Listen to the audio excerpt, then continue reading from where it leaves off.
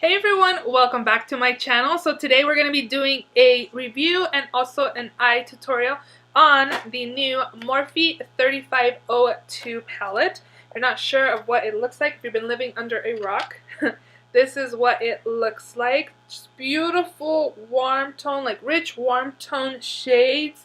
Such a stunning palette. I will be including some swatches on this palette. And I will also be including swatches on the original palette, which was the Morphe 35O. So if you are interested to see what I think about this palette, to see the tutorial on the eye look that I'm wearing, and also some swatches on the two palettes, just keep on watching.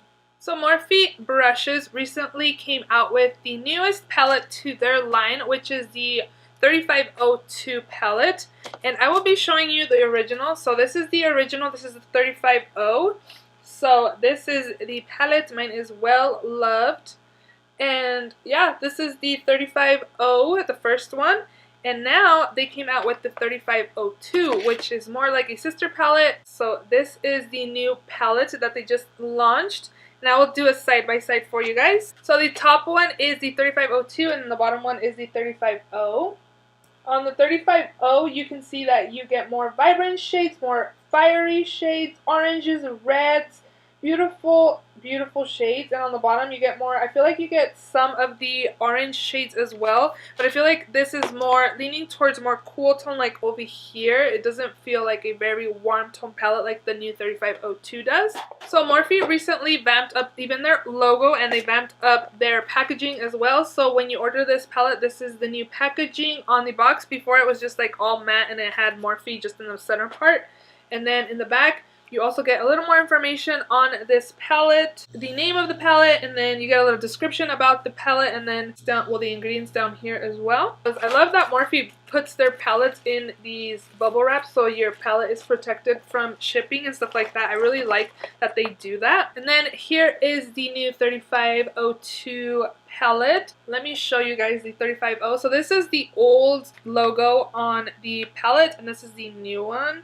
In the back of the palettes, before, you just got a little sticker that said the name of the palette, and then on the new one, you get eyeshadow palette, you get where it was made, and then their website, and then right here it's a little sticker. This sticker is kind of fancy, and it says 3502 Second Nature.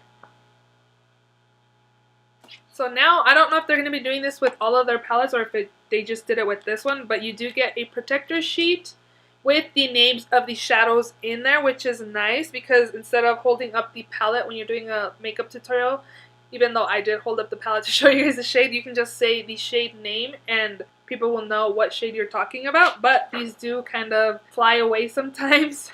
People lose them, so it's kind of hard to really keep the names on a protector sheet when you're not really careful about where you place them and stuff like that.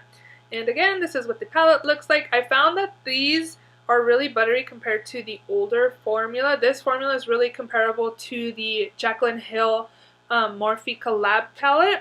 They were really smooth and buttery. I didn't find any issues with blendability or pigmentation or anything like that. I also did notice that I didn't have any fallout on my face, which is really nice as well because I do freelance and I use a lot of Morphe palettes for freelancing, and I always do the eyes first, even on myself as well.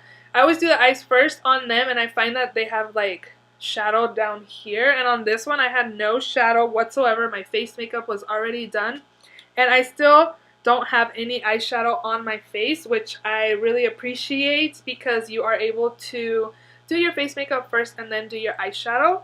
And again, I found these shades were really pigmented, super blendable. I'm just swirling one too, you see that, and this is what you get, and I will swatch them right here. Really pigmented palette. So you can get this palette at morphebrushes.com, and then you can also actually get it at Ulta. They recently launched in the Ulta online. I think they're going to have it in store as well, and this palette also does retail for $23, I believe. So I do like this palette. I do find that it's really blendable and really creamy, and no fallout, which is definitely a plus. The only cons that I did find about this palette is that they don't have any light shades in here. This is a light shade, which is called Universal, but it's not really like a universal shade or anything. I actually went in with my 35O to highlight my brow bone, and I used this shade to set my eyeshadow primer, but if you're a lighter skin tone than I am, this is not going to work for you to do brow bone highlight, to set your eyeshadow primer. This is not going to work for you. And then I also did find that I feel like there's doubles of shades. They may be like slightly different, but I felt like they could have avoided some of these shades down here. Like these two look really similar. These two look really similar. These, like over here, these two and these, maybe this one and this one look pretty similar as well. So I could have gotten rid of what, 3-4 shades from down here and added some light shades. I don't like using multiple palettes. I like using one palette if possible. You know, there are some palettes that don't have all the shades that you need to create a look or to highlight the brow bone again or to set the whole eyeshadow primer. But I do find that they could have just gotten rid of some of these shades down here to add those highlighting shades. Overall, I really like this palette. I feel like the shades are nice and vibrant. From the two palettes, if both of them had launched at the same time, I would actually gravitate towards this one because it's just more fiery, more beautiful, more vibrant. You can tell on my eye look, it's really vibrant and pretty. I love this warm tone palette from both of them, definitely 3502. If you are debating which one to get, I would recommend this one again, but the 35O does have more variety, as in, because these are more like warm tone red shades and orangey shades, whereas this one has more of a variety of shades where you get some cool tone shades, you get some warm tone shades, you get your light shades for brow bone and setting your eyeshadow primer.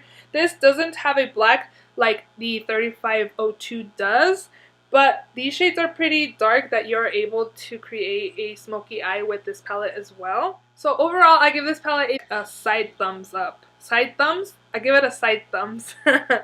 The only thing that's missing again is the light shades for me. Hope you guys enjoyed this review. I'll also be inserting some swatches on the two palettes after the tutorial, so stay tuned for that. If you would like to see a tutorial on the look that I am wearing, just keep on watching and I will. So actually I already did prime my eyelids, and I just took the Wet n Wild Photo Focus eyeshadow primer and just primed from lid all the way to brow bone.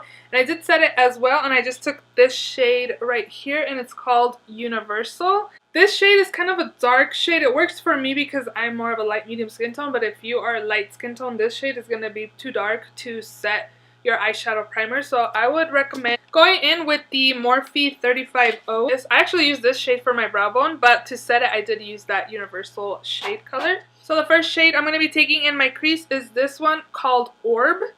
And I just took a fluffy brush and applied it to my crease.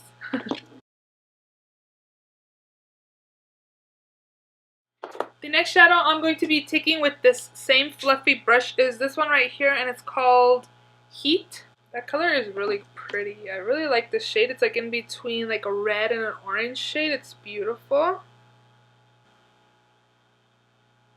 Next up, I'm going to go in with the red matte shade, and it's called Fire. Small, precise brush. Again, my favorite Coastal Scents classic blending brush. And this one's going to be in my crease as well, but this is just going to really define it. And I find that I don't really have to build up this color. It's really pigmented. You just kind of swirl it, you know, regular swirls in an eyeshadow. And this is the pigmentation you get. So I'm just going to go back with my fluffy brush and remove any excess eyeshadow and just blend any harsh lines here. Now I'm going to be taking this shimmery orange shade, and it's called Sauce. And I'm going to be applying that on my lid. This shadow is like very pigmented, very vibrant. The shades that I used today all have been pigmented. I didn't have any issues with pigmentation or blendability or even fallout, because I did this eye, had my face makeup already. I don't have any fallout down here, and I don't have any fallout on this side either. Yeah, no fallout. So I want the lid to be a little more vibrant, so I'm going to pack my brush again with my flat shader brush, and then I'm going to spray it with this Mario Badescu facial spray. Wetting your eyeshadow, a shimmer shadow will make your shimmer shadow more vibrant. To deepen up my outer corners, I'm going to take this shade right here, and it's called Brunette, and it's like a chocolatey, like a reddish chocolatey shade.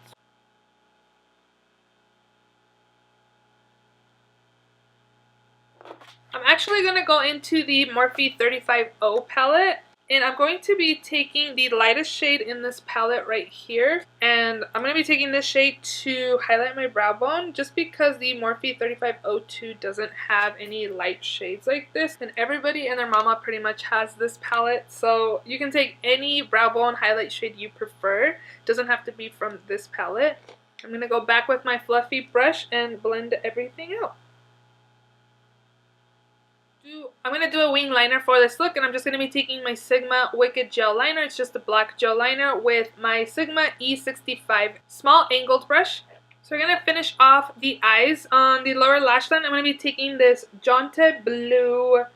It's actually a lip liner in the shade Brown Sugar. I actually got this in my BoxyCharm, so if you got it in your BoxyCharm, you can go ahead and use this as well. It is a lip liner, but I have used lip liners on my waterline before.